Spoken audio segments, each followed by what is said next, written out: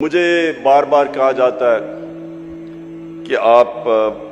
ضدی ہیں، آپ کہ آپ یہ نہیں کہیے جو لوگوں نے کرپشن کی ہوئی ہے بس ان کو چھوڑ دیں، ان کو معاف کر دیں، ان کے اوپر نہ بات کریں، ملک کا سوچیں۔ مجھے بڑے جو میں حکومت میں بھی تھا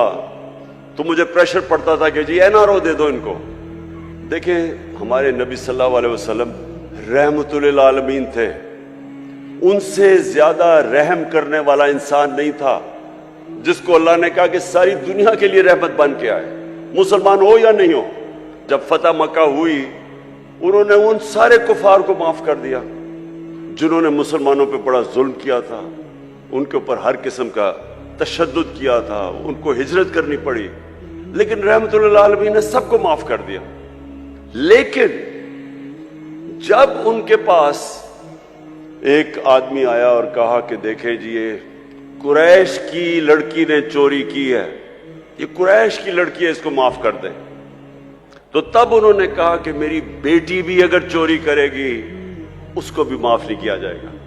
آپ جس دن چوری کو معاف کرنا شروع کر دیں آپ اپنا معاشرہ تباہ کر دیتے ہیں۔